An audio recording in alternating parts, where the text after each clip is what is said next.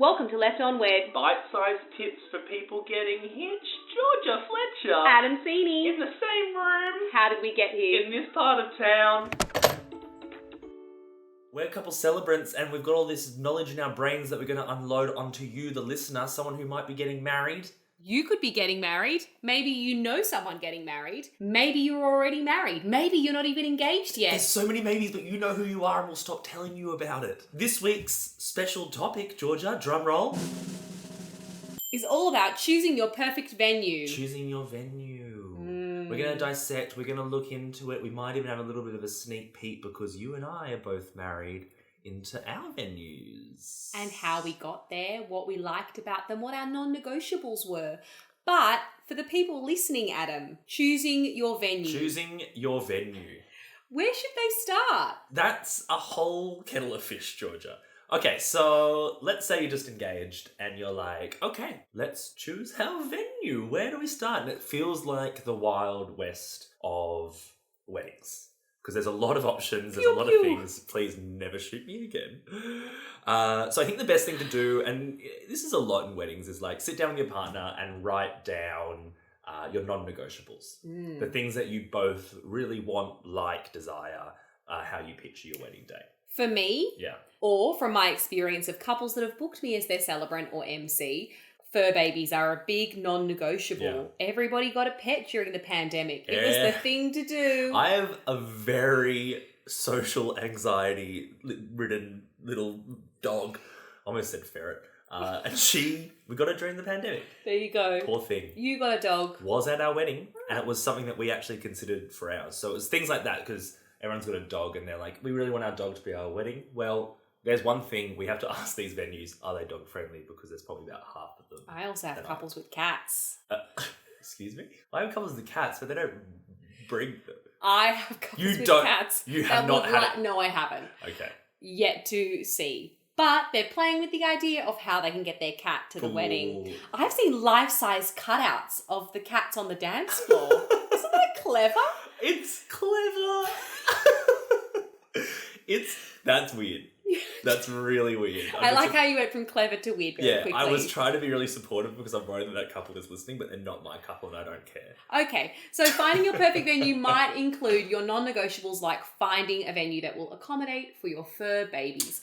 What about also all kinds of weather? Sometimes couples are also looking for venues that need a good plan B. Plan B in hot weather, plan B in really, really rainy weather. Yeah, definitely. So trying to find a venue that's like, a lot of people are like, we really want that outdoor feel. We want to have a ceremony outside. And I think that's great. Fur babies, all kinds of weather. So if you're outside, yeah, you definitely want to consider a nice indoor option if there is inclement weather. So that would be something that I would definitely That was look an awfully for. fancy word. Thank you. I am a bureau of meteorologist. So that's definitely something I'll be looking for, is like a nice space that can accommodate our people. If it's rainy or extremely hot is just as bad as rainy in my opinion. Here's another one. Accommodation on site or nearby. Huge. Some people want a big old love fest, an entire weekend away for wedding celebrations, and accommodation on site is very important to those couples. Definitely. There's that whole festival style wedding has really come into vogue over the last few years. Glamping or cabins on site, or at least like you said, if it's a destination wedding, say, what is accommodation like in the nearby town, or do we need to book Airbnbs, that sort of thing, could factor into a decision of the venue that you're looking at. Also dribbles very delicately into suppliers that the venue would recommend and works closely with. So if there's not accommodation on site, sometimes venues will have close affiliations and connections with Airbnbs close by, or motels, hotels. Holla at me.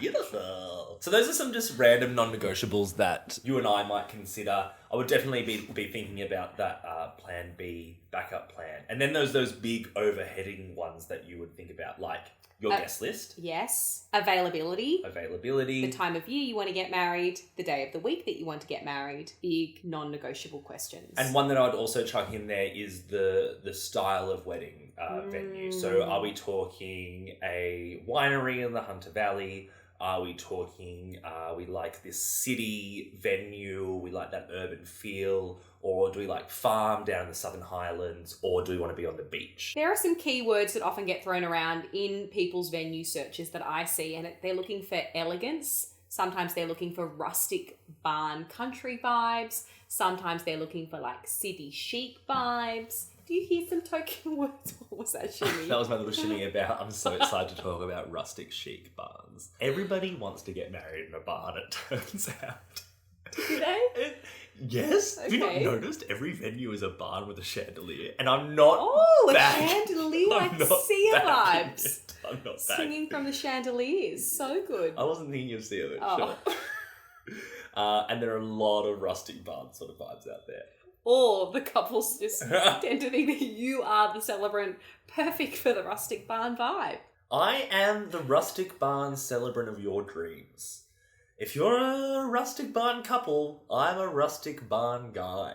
Georgia, I think you're like a very sophisticated like hotel lobby celebrant. Ooh, a hotel lobby.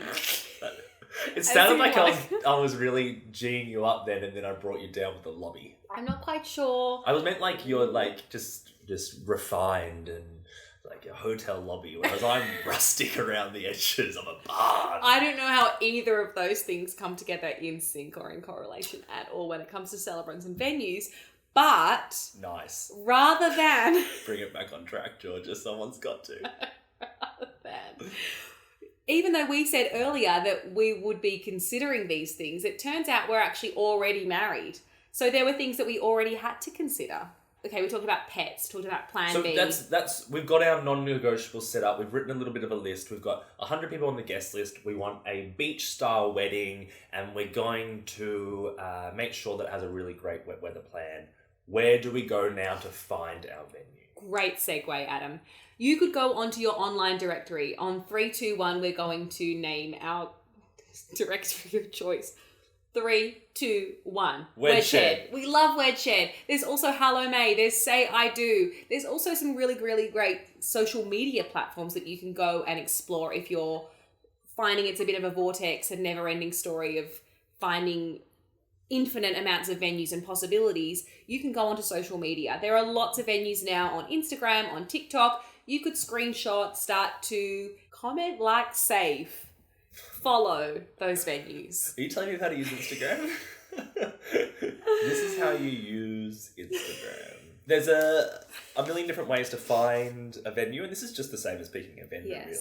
really. Social media is a very powerful tool. Directories are great. Referrals are fantastic as well. But then how do you reach out to them? We don't love DMs. It's really important that when you are inquiring with venues that you find an email address, follow up as well, making sure that your email may or may not have gone to junk. But Yes. you had a really great suggestion of how we can adapt the same bulk of information that making an inquiry text. Wow. You said that, and it Georgia was led really so good. far into me to try and get me to start talking, and I just looked shocked. So my little inquiry form on my website at the bottom says, "Tell me about you and your wedding." And that's just a little prompt for the couple to give me a little bit of the beans about what their whole thing is, what their vibe is, gives me a good idea of where they're going before we even talk. And my tip is to write a little story, just a little paragraph, and you can copy and paste it to all the vendors that you're inquiring with. Venues too. Venues, but just gives them a really good idea of who you are, what you want, what your wedding's all about, rather than just asking how much it's going to be. When searching for your venue, you might also add things like how many people are coming, what time of year you are hoping for, and then those non-negotiables that we mentioned earlier, that you have a fur baby that you would like to come, what is the Plan B option, and then you can get into food and beverage packages that they should and likely email back to you as well. Then they might also offer site visits. Do we think those are important, Adam? 100% site visits are important. If you want to go see the venue beforehand and get a general feel for it, yeah, take them up and just go have a walk around with your partner. That's where you're going to get married. You might get a good feel for the place just by visiting. It also gives you a good chance to have a one-on-one with the venue manager or the coordinator to ask a bunch of the questions that you have. And they're going to have all the answers. They do this on a weekly basis, so they're going to be able to answer all those burning questions about packages, about food and beverage, all that sort of thing. We love that. So making a good inquiry to the venues, how to find them on social media or on the internet or various directories, sending them an email, organising a site visit, and telling them lots of lovely things about what your vision is for your day. Yep. And remember, you don't have to go with the first one you visit. You can have a look at a few. You can give us some dates. You might go back and say, these are the two that we really love, and then start thinking about, when do we want to get married? When? So you might want to ask your venue for a bunch of dates that they have available in the time frame that you are looking. And one thing I would say, Georgia, is that there are only a very limited number of Saturdays in a year. And everybody wants to get married on a Saturday. They're fine. Saturdays are so fine. There's other days of the week as well. 6, in fact. 6. Basically what I'm saying is be prepared to compromise perhaps on that day. I do a lot of Fridays, do you? I do a few Fridays, and Thursdays have a Wednesday coming up too. Really? Wednesday weddings are a vibe. Yeah, they are a vibe. Once people have taken the date off, quite frankly, they don't really care what day of the week it is. Sometimes they just need an excuse to have a day off, and your wedding could be one of them. Literally, it's not the worst thing in the world. School teachers always in school holidays have weekday weddings, just so you know. But that's cool. So yeah, that's something to consider as well. And also, a little juicy tip, venues will charge you way less for a midweek wedding than what they will for a weekend wedding. Sometimes, not always, but it's worth asking just in case. Yes. Because sometimes it's the same amount of work no matter what day of the week it is, and we all know that as wedding vendors, don't we, Adam? I'm not saying that I charge for it. I'm saying I've heard that venues do it, and that's the tip. Sometimes. Not always. I'm not talking about me, just for the record. Adam's now providing midweek discounts for anyone wanting to get married on Monday, I am not. Tuesday. It's the exact same amount of work. So look in that date. So we get a whole bunch of dates from the venue, Georgia, and let's say you said to them, September next year, could you please provide us with Fridays and Saturdays that are available in that time frame? And they give you 3 good ones. Yes, and then you think, is it daylight savings? What might the light be doing at that time? Is there a particular photography package that I've booked that will work within the times that are available on that day? I might look at accessibility, not accessibility. Accessibility. Maybe you have guests that are attending that are in a wheelchair, and maybe you need to consider wheelchair access and how the venue can be inclusive to the needs of the people that are coming to your wedding. You might be then really narrowing down on the people that are coming and what they might love, but also remembering what you truly value and want as a couple as well. Yeah, because the day should be a reflection of the couple. So at the end of the day, Yes. it should be how you want it to be. Saying that, don't forget about your guests. Your guests are important. They're the people you love, and you've invited them for a reason. So we do want to be ultra accommodating for them. Yes. We want them to have fun. We want them to get into it. So yeah, we've got those dates. And what a great thing to do now is we have 3 dates from the venue, Georgia. We have to start locking in our vendors, which we're going to talk about in later episodes. But there's no reason why at this stage you can't send some inquiry emails to some vendors to see if they are available on those dates before you lock in your venue. Slip and slide into those DMs. Use that. Not my DMs though. Send me an email. Use that format to modify so your priorities and your language for the venue search may be slightly different to what you are searching for in your vendors, particularly as each skill of that vendor differs. Then you can modify and send it on to those people that you are maybe keeping a close eye on. Exactly. So you might send Georgia one because she's your person. You might say, Georgia, we are looking at booking in X venue. It's a beach venue. It's got a great plan B and we've got 100 guests. So incredibly articulate. And our dog is coming. Are you available on any of these 3 dates they have given us? A vendor will not hate you for just asking if you're available on the dates. In fact, we'll like it because then you can slot into our calendar. Yes, and I could say, actually, these are the dates that I have available. And then you go back to your venue. You've got your amazing celebrant booked in. You may want to have a little look at your photographer, videographer, musician, and florist. Maybe to the point where you know you're getting overwhelmed and stressed with that level of admin. Maybe once you know that you've got a celebrant that you're loving and a photographer that you're loving, then you've got a wedding, right? Because without a celebrant, it's a party without wheels. Training wheels, legal wheels. And that's great. So you can say, we love this photographer, we love Georgia. They're both available on this date that the venue's given us. That's enough for us. We're going to go to the venue, we're going to lock it in, and then next week we're going to lock in Georgia and this great photographer, And oh my God, we've saved us such a headache because our 2 favourite vendors are available on the date because we asked them before we booked it in. We're going to go through finding all those people in later episodes though. Hey Georgia, we're both married. We are. Not to each other. No. We got married. What a disaster. And I'm actually curious, I want to ask you, Georgia, you booked Seclusions. I did. Little shout out to them. You got married there. What made you book your venue? What did it? So, I am a school teacher. Don't know if that's already been mentioned, but I knew I wanted to get married in the school holiday, so I had ample time to prepare and plan while I was on leave from school. Thank you for that shimmy. We appreciate that. So, I knew January was going to be the time of the year to get married. I also loved a bit of symmetry in my date, Adam. I don't know if you know about me, but I wanted 16-1-16 sliced very delicately through the middle, and 16-1-16 is what I did. I'm actually, I shouldn't be surprised, but I have a lot of couples that the numbers, the dates mean a lot to them, and like those symmetrical numbers you'll find are actually really popular. Yes, we've got 24.2.24 coming up next year. Yeah, something to consider. It's a good point as looking at those dates, and if that doesn't really mean anything to you, then maybe avoid dates that look like they're going to be special to someone else, because then there's going to be a lot of people inquiring for that vendor. Oh gosh, and they're not yes. really available. Choosing Seclusions, I am a very fast decision maker. I was looking online and I knew that at the time that we were getting married, not a lot of our friends had gotten married and looked into venue searches. So we wanted to find something that was out of Sydney so that people would make the most out of the weekend. So knowing as a school teacher, January was going to be school holidays. 16-1-16 has a very nice ring to it because I didn't want to be too stressed after that Christmas festive period. Enough time, people may or may not still be off work. Fast track, we went to Seclusions, locked it in that day. Loved that they had accommodation on site, loved that everything was in the one place. They had recommended suppliers and close motels around so that we could organise a bus from A to B. Seclusions just seemed to fit into the vision for what we wanted for our day, so it didn't take long for us to choose that venue. Yeah, and you make a good point there that I think we haven't touched on yet, is ceremony and reception being in the same place is really important. So I've worked at Seclusions a lot. So ceremony is this beautiful little garden down the bottom there. They've got lovely pews already set up for your guests to sit on. It looks amazing. Great view. And then all your guests from there walk, 30 metres to their drinks and canapé hour? So it's literally right there.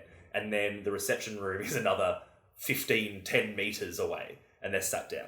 With the plan B inside. And if you piece together each of those parts of the Seclusions puzzle, it would look like they are completely separate or far away from each other. But because they are actually very, very convenient, it's amazing that there is so much versatility and creativity within the one space. It's so well thought out as a venue. And we're obviously plugging Seclusions a lot here. There's a lot of venues like this as well. We love you, Melinda Russ. We do. But there's also even when you go to Seclusions, you know that you go to the ceremony, the toilets are right there. They're right beside it, not too close, but they're right there. The bridal suite, the house where you get ready, is literally right beside the ceremony space, so there's nowhere to go. Photographers, super easy for them to see you. And then, you walk up and there's more bathrooms up there. There's a great space for your dance floor. Lots of breakout spaces as well at Seclusions, which I think is really great to think of. For break dancing? Breakout for break dancing. A lot of spaces to do the worm. A lot of spaces to do handstands. By breakout, I mean a separate space where people can go sit on a couch and relax and look after their skin. Look after their skin because they're breaking out with pimples. I can see why you booked it. Thank you. Okay, so I would love to know, where was your wedding, Adam? Because you're married to the amazing Ange, and we love Ange. What did you do? We actually did a DIY wedding, which we're going to do a future episode on DIYs. We're going to pull them apart. Coming up with more topics. Love that? Love it. I don't know if we are, but I think we might. We visited 2 venues in the one day, actually. One thing that we wanted, and it was similar to you, was destination within a drive of Sydney. Within a 3-hour drive of Sydney was a thing that we really wanted. We wanted our guests to get away, but we really liked that 3-day festival vibe. Something was really important to us, and that we both work in the wedding industry, and that we see a lot is people getting whisked around their wedding, and they don't get to spend enough time with their guests. And one thing that we hear a lot is having that icebreaker day the day before. It gets out a lot of those conversations earlier, and the couple gets to enjoy the actual day more. Guests get to know each other. It just makes, I think, the day way more chill on the day. That was something that we really considered. So we had a movie viewing the night before where we played Shrek. This is true. So Why Shrek? So when people RSVP'd to the wedding, there were 4 movie options and everyone got to vote. That's amazing. So it was like Shrek, Bridesmaids. They're all funny movies. I can't remember the other 2. I think actually one was Pulp Fiction, which is really hectic now that I think about it. It's my favourite movie. And yeah, so everyone chose Shrek. So everyone came along to the house earlier, watched Shrek. We did like brisket rolls and everyone hung out and chat. And Ange and I got to like just ease off those nerves, chat to people, be there with them, have a drink. And then the next day, all of that sort of small talk was over and our party was huge. That's amazing. But it was huge with rain as well. It was. Well, actually, I need to get back to my earlier point. Oh. So we visited 2 places. The first one we loved. We thought we were going to book it. And then we got to the venue that we actually booked, which was a huge Airbnb acreage, which you could bring all your own stuff into. And it just had the vibe that we wanted. It was on the water. It was on the lakefront. It's up north near Smith's Lakes, where Ange and I both used to holiday as kids. Sentimental, had that little touch to it, and it was just this big, beautiful green space with this lovely big house on the top of the hill that could sleep about 20 people. And the guy who runs it was like, yeah, do whatever you want. Like, cool, man. So we set up glamping tents. Great. Big marquee, and yeah, big DIY style thing. And then you're right. Remember El Nino? Remember that? Yeah. My old friend. It rained like all hell for a month before our wedding. So we had to rejig, and it was all inside our marquee, which was absolutely fine because we had that plan B ready to rock and roll. Another non-negotiable for you. 3-day love fest. Yeah. Good plan B. Yeah, under a marquee. And we needed it because, oh my God, it was so muddy. We actually, one thing we did, Georgia, before the wedding was email all our guests to say, hey folks, it's wet, it's muddy. Don't worry about looking nice. Go buy a pair of gumboots. And all our guests wore gumboots with their suits. So did Ange. And dresses. And Ange, my wife, did as well. So good. Which created the vibe that we wanted, which was just party, casual, chill. So, yeah, that's how we picked our venue. It was just a feel thing. It had all the boxes that we wanted to tick. We wanted to stay on site. We wanted that 3-day sort of feel, and we wanted it to be DIY so we could do what we wanted. That's fantastic. And we'll get on DIY in a later episode. So you found your venue. Yay! Congratulations. Congratulations. What happens next? Well, Huh? We'll have to talk about that in another episode. You'll have to stay tuned, babies. Hey, thanks for listening. We really appreciate you. And if you want to hear and see more, follow us on the socials. We are at Left on Wed Podcast on TikTok, on YouTube. There are full video episodes, and on Instagram. There sure are. If you've got questions, you've got comments, ideas for topics, slide on into the DMs. But you can also inquire about our celebrant services by finding Adam on Instagram and TikTok at Married by Adam. That's me. You can find me at Georgia Fletcher Celebrant. And if you are itching to tell people about this, please do. But you can leave us a review on whatever platform you listen on. Tell people how much you love it. 5 stars only. Thank you. That's all we will accept. We'll see you next time. Left on Wed is recorded on the lands of the Gadigal people of the Eora Nation. We pay respects to the elders past and present. We, Adam and Georgia, acknowledge our First Nations people's continuous connection to culture and the importance of storytelling.